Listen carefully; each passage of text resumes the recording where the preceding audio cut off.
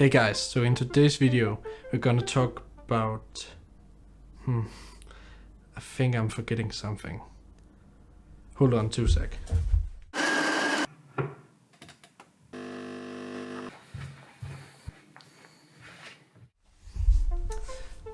That's much better. So today we're gonna jump into Cinema and I'm gonna show you some of the techniques I used in the Google Home video, and I'm also gonna show you some Redshift stuff. So go and grab your coffee and let's get started.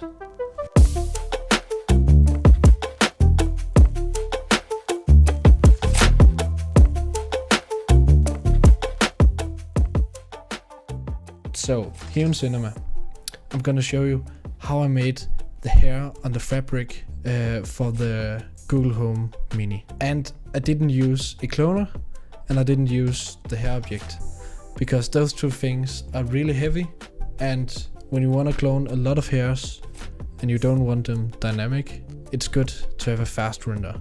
So I used the matrix object, and first of all I made this and gave it a semi-transparent texture, and it's just a simple extrusion of a cube.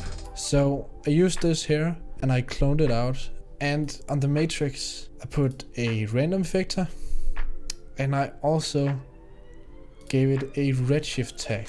And when you put a redshift tag on the matrix, you automatically get a particle tab, and in the particle tab you can select a custom object and you can put your hair in there. So it's really fast in the viewport and it doesn't affect your performance at all. So that's always a good thing. Now on to the next technique.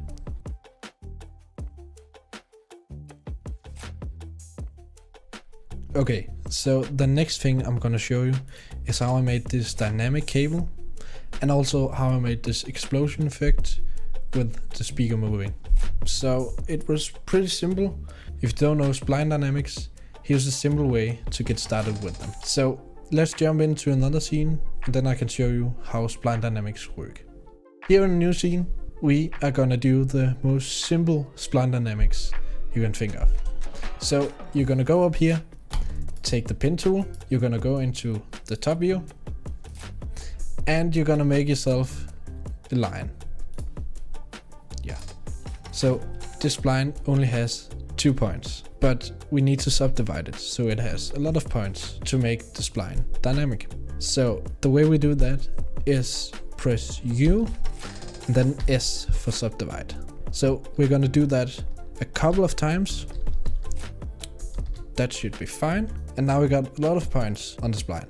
So now we're gonna go up to our spline, right click, go under hair tags, Spline Dynamics, and let's see what it looks like. So the rope or the spline is just falling right now, so we need to attach it to something. For this I'm just gonna go up and make a null object, and I'm gonna call it target, and I'm also gonna make it a little bit fancy with a circle. So now we're gonna go under our spline, on the hair tags again, and then choose constraints. So now we gotta choose a point. So go into points mode, select the point, and then go to your constraint. Then we need the target object in the object tab, and when we select one of the points, we're gonna press the set button. So now the target and the point are linked. And when we press play now, we can see the rope is swinging. Yeah, let's make the timeline a bit longer so we can see what's happening. So that's the basics of Spline Dynamic. And you can also make some objects if you want a floor. Let's make a floor right here with this box. Let's just make it big like that, and also go into hair objects, hair collider. So now it should collide with the box, and it's really dynamic and it doesn't need that much performance to run. So that's how you make Spline Dynamics in Cinema.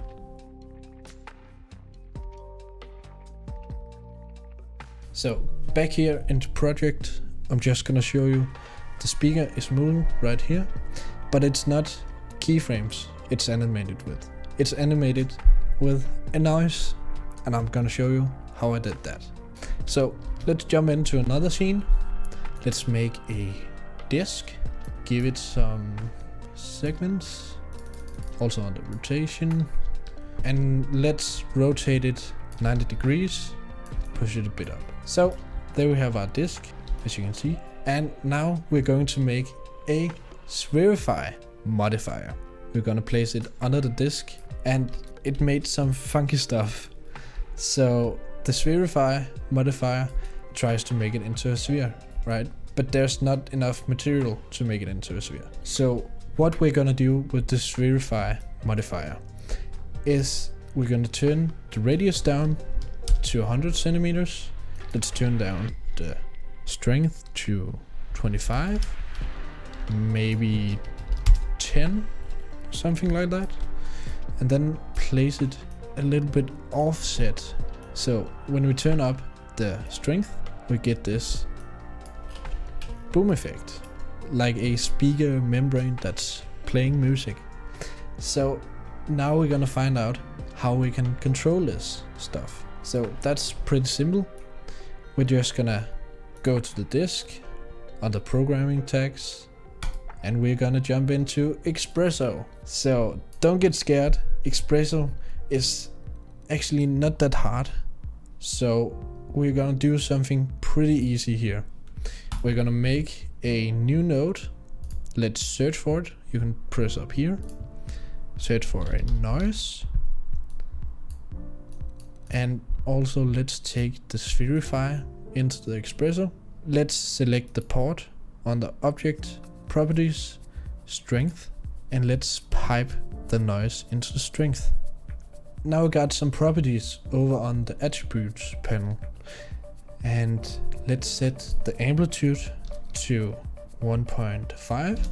Also set the frequency to 4, and that should be it.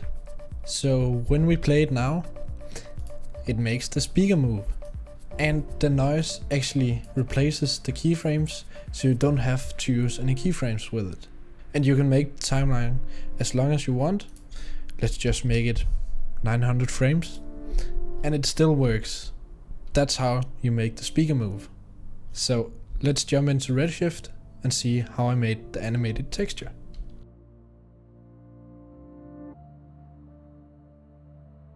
So here in Redshift I have this texture, which is the top fabric of the product, and I got this animation map I made in After Effects. So let's start in After Effects, and I'm gonna show you how to make the texture and how to set it up in Redshift afterwards. So here in After Effects we can start by making a new composition, and we can make it 4000 by 4000. Let's just make it 10 seconds long. Alright, so here we got our timeline, and if you press Ctrl Y you can make a solid. Let's make a black solid background. So if you want to make the loading bubbles that the Google Home have, then we're gonna go up here to the ellipse tool. You can also find it in the drop down menu. Let's take the ellipse tool, let's make it white, and let's hold down Shift and drag out a shape. So first of all we're gonna select our layer and take the anchor point and place it in the middle. The Google Home has 4 lights on the top, so let's duplicate this layer. Let's maybe rename it .1, and then Control D 4 times. So we got this, and then we can hold down Shift and press the arrow a couple of times. So let's select all the lights, press S, and then make them 65%. Yeah, that should be good. Select them all again, and we can go down here to title and save and align them to the middle. So what you're gonna do to animate this is go onto the first dot, press T for opacity, And then we're gonna press the stopwatch. So we make a keyframe. Let's go to the 1 second mark. Let's make it 0% opacity. Let's make 2 second mark, 100% opacity again. So now we got an on and off sequence, but it doesn't loop. So the way we're gonna do that is hold down Alt, press the stopwatch, and then we're gonna type loop out and then push this one. So now we got the loop out feature, and you could see it's looping in and out. Now it's just a matter of copying the keyframes we just made. So let's select the opacity, press Ctrl C, and then select the other ones and press Ctrl V. So now they're all in sync with each other, but that's not what we want. We want them to go from left to right. So let's take the layers and offset it by 10 frames, and let's take all the layers and move them back. So now you can see, oh, it doesn't work. I think we screwed up the order. So we need to lay them in order. So this is first, this is second, this is third, and the last one is fourth. So that should work now. Yeah, it's working. That's pretty good. So here's the one I made in the video. It's slightly different, but it has the same principles. So let me show you how you set it up in Redshift. So here in Redshift, I made a new material and I just imported the first frame of our image sequence. So when we press our texture, we can go to the animation tab. We can change the mode from off to simple, looping, or ping pong. We're just gonna choose looping, and then we're gonna detect the frames.